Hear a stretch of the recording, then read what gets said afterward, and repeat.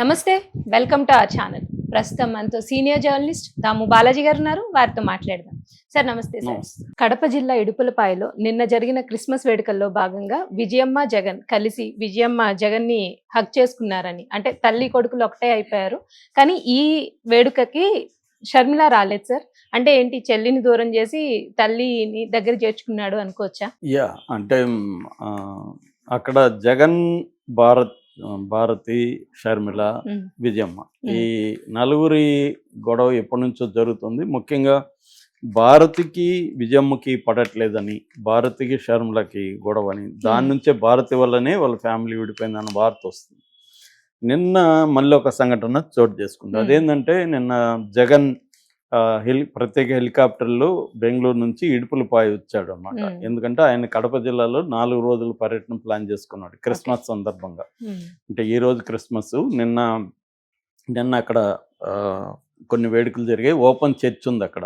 ఆ ఓపెన్ చర్చిలో ఈయనకి నివాళులు అర్పించారు. వైఎస్ఆర్ కుటుంబం అంతా కలిశారు. అట్లాగే ఈరోజు పులివెందుల సిఎస్ఐ చర్చికి కూడా జగన్ వెళ్ళి ప్రత్యేక ప్రార్థనలు జరుపుతున్నాడు.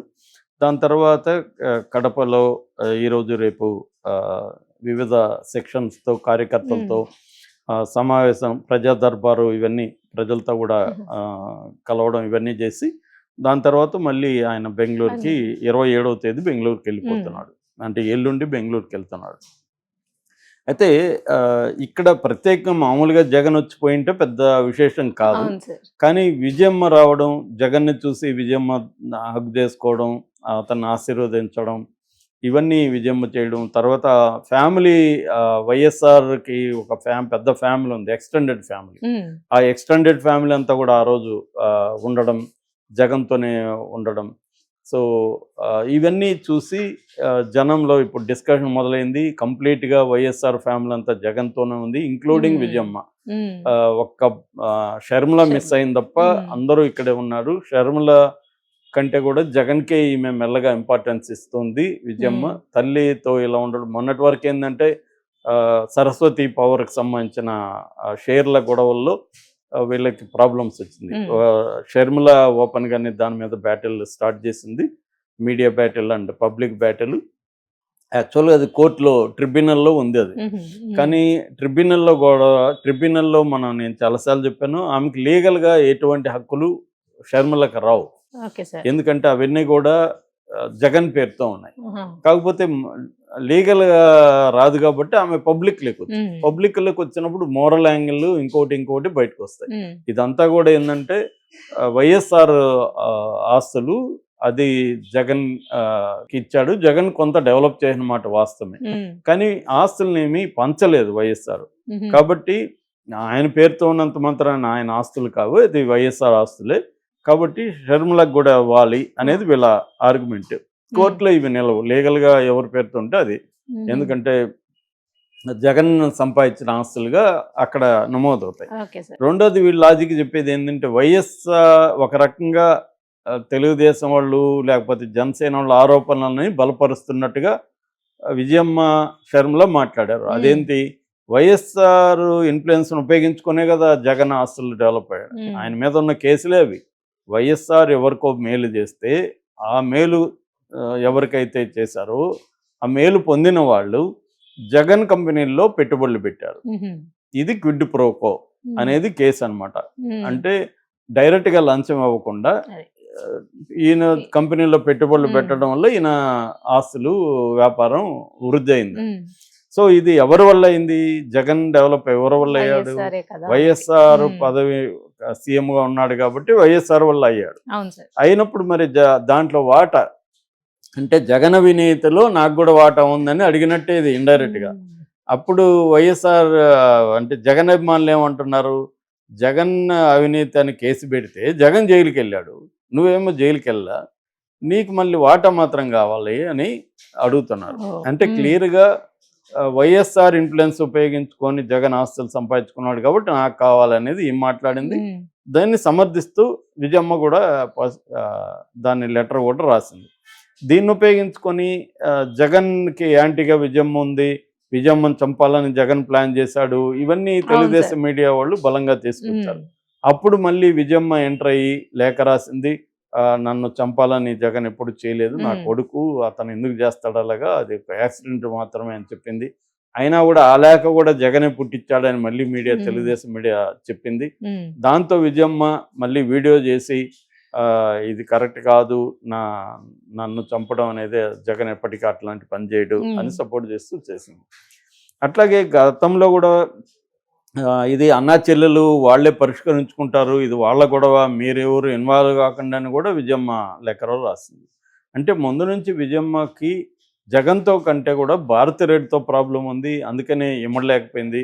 మామూలుగా బిజినెస్ ఫ్యామిలీస్లో ఈ గొడవ, మామూలు ఫ్యామిలీస్లో కూడా అత్త కోడళ్ళ మధ్య గొడవలు ఉంటాయి. ఎందుకంటే కోడలు బయట నుంచి వస్తుంది, బయట నుంచి వచ్చినప్పుడు భర్త మీద ఆ అమ్మాయి ఇన్ఫ్లుయెన్స్ ఎక్కువ ఉంటుంది. ఆ అమ్మాయి ఇన్ఫ్లుయెన్స్ ఉన్నప్పుడు ఆ అమ్మాయికి సంబంధించిన బంధువులందరూ ఇక్కడ యాక్టివేట్ అయిపోతారు. అప్పుడు తల్లి కావచ్చు, చెల్లి కావచ్చు, యువతల వీళ్ళ బంధువులు కానీ వీళ్ళ వైపు వీక్ అయిపోతారు. ఇటువంటి మామూలు ఫ్యామిలీస్లోనే, పెద్దగా ఆస్తులు లేని ఫ్యామిలీస్లోనే ఉంటాయి. ఇంకా ఆస్తులు ఉండి వేల కోట్లు ఉన్న ఫ్యామిలీస్లో ఇంకెట్లా ఉంటాయి పాలిటిక్స్, అక్కడ పెద్ద వ్యవహారాలు ఉంటాయి. ప్రతి కుటుంబం అనేది మధ్య తరగతి కావచ్చు, లేకపోతే ఎనీ కుటుంబమే ఒక అగ్రెసివ్ వ్యవస్థ అనే కాన్సెప్ట్ ఉందన్నమాట. అంటే సంబంధాలు అనీవన్గా ఉంటాయి ఫ్యామిలీస్లో. కొంతమంది సఫరర్స్ ఉంటారు, కొంతమంది విక్టిమ్స్ అవుతుంటారు. కుటుంబం ఏమి డెమోక్రటిక్ ఇన్స్టిట్యూషన్ కాదు, అది ఫ్యూడల్ ఇన్స్టిట్యూషనే. ఫ్యూడల్ ఇన్స్టిట్యూషన్స్లో ఈ సంబంధాలు ఉంటాయి. దీని మీద పుస్తకాలు వచ్చే, సాహిత్యం కూడా వచ్చింది. సో ఈ క్రమంలో వీళ్ళ ఫ్యామిలీస్లో ఉండడం పెద్ద విచిత్రం కాదు, ఎందుకంటే వేల కోట్ల ఆస్తులు కాబట్టి. సో తల్లిగా ఆమె ప్రాబ్లం ఆమెకి అంటే, తల్లిగా ఇద్దరు పిల్లలు ఆమెకు సమానంగా భావిస్తుంది. నిజానికి ఆమె రాసుకున్న నాలో నేను ఆటోబయోగ్రఫీ బుక్ కూడా రాసింది విజయం, అది నేను కూడా చదివాను. అందులో ఆమె కూడా రాసుకుంది, చిన్నప్పటి నుంచి కొడుకుతో నేను ఎక్కువ క్లోజు, పాపతో వైఎస్ఆర్ ఎక్కువ క్లోజు. జనరల్గా సైకాలజీ, మామూలుగా ఇది ఫ్రాయిడియన్ సైకాలజీ కూడా ఇదే అన్నమాట. అంటే తండ్రితో కూతుర్లు ఎక్కువ క్లోజ్గా ఉంటారు ఆడపిల్లలు, తల్లితో కొడుకులు క్లోజ్గా ఉండడం మామూలు కామన్. వీళ్ళ ఫ్యామిలీలో కూడా అలాగే ఉంది. కానీ ఇప్పుడు ఆమె అట్లాంటి క్లోజ్గా ఉన్న కొడుకును వదిలేసి కూతురు దగ్గరికి ఎందుకు పోయిందంటే, ఆమె చెప్పింది నేను పాపకి సపోర్ట్గా ఉండాలి, జగన్ అంటే సెటిల్ అయ్యాడు, సీఎం అయిపోయాడు, పాపకు కూడా రాజకీయ ఆకాంక్షలు ఉన్నాయి, నేను సపోర్ట్గా తెలంగాణకు వచ్చాను. కాకపోతే ఏమైపోయిందంటే ఇది అంత సింపుల్గా లేదు.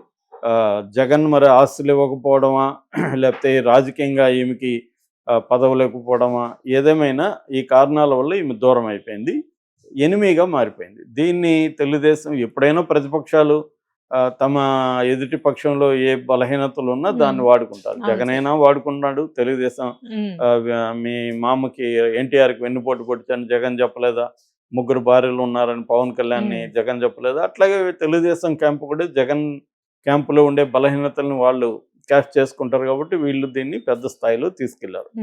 సో ఈ క్రమంలో తల్లి కూడా దూరం అయిపోయింది అనేసరికి జగన్కి డ్యామేజ్ ఎక్కువైంది. అంటే ఒక నాయకుడుగా ఉండే వ్యక్తి ప్రజల సమస్యలు ఎన్నో పరిష్కరించాలి, వేలాది సమస్యలు పరిష్కరించాలి. అట్లాంటిది నీ ఇంట్లోనే నువ్వు పరిష్కరించుకోలేకపోతే బయట ఏం పరిష్కరిస్తావు అనేది అతని మీద జనాల్లో కానీ వీళ్ళు వచ్చింది నెగిటివిటీ వచ్చింది. అంటే సొంత చెల్లికే న్యాయం చేయలేనివాడు పవన్ కళ్యాణ్ అనేక సార్లు ఇదే మాట అన్నాడు, చంద్రబాబు అన్నాడు, సొంత చెల్లికే న్యాయం చేయలేనివాడు ఆంధ్రప్రదేశ్లో ప్రజలకు ఏం చేస్తాడు, ముఖ్యంగా మహిళలకి న్యాయం చేస్తాడు. సొంత చెల్లికి తల్లికే న్యాయం చేయలేనివాడు, సొంత బాబాయినే చంపించినవాడు. ఇలాగా ఒక నెరేటివ్ని జగన్ క్యాంటీగా క్రియేట్ చేయడానికి ఇది ఉపయోగపడింది. సో దీన్ని జగన్ పరిష్కరించుకునే దానికి మొదటి స్టెప్ ఏంటంటే ఫ్యామిలీని అంతా ఒకటి చేసుకోవడం, అట్లాగే విజయమ్మను కూడా తన వైపు తిప్పుకోవడం అనేది జగన్ స్ట్రాటజీగా చెప్తున్నారు. ఆయన ఆ మధ్యకాలంలో ఫ్యామిలీలో ఉండే పెద్దవాళ్ళందరినీ కూడా వెళ్ళి కలిశాడు. సో వాళ్ళతో మాట్లాడాడు. అంటే కుటుంబ పెద్దలు కొంతమంది ఉంటారు, వాళ్ళకి చిన్నప్పటి నుంచి పరిచయాలు ఉంటాయి కాబట్టి వాళ్ళు చెప్తే వింటారని. కానీ షర్మిల, విజయమ్మే చాలాసార్లు చెప్పినట్టుగా మనకు బయటకు చెప్తారు, షర్మిల జగమొండి అని. ఆమె బుక్లో కూడా రాసింది షర్మిల ఎంత మొండితనం అంటే, అంటే రాజారెడ్డి పెద్ద మొండి, ఆయన తర్వాత వైఎస్ఆర్ మొండి, వైఎస్ఆర్ తర్వాత షర్మిల మొండి. నిజానికి జగన్ కూడా మొండి అనేది బయట టాక్ ఉంది. అలాగే మొండి అంటే ఏంటి, వాళ్ళు ఏమనుకుంటే అదే వింటారు తప్ప వేరే వాళ్ళ మాట ఫ్లెక్సిబుల్గా ఉండరు, పట్టు విడుపులు ఉండవు అనేది కదా. అలాగా షర్మిల చాలా స్ట్రాంగ్గా ఉందని చెప్తున్నారు.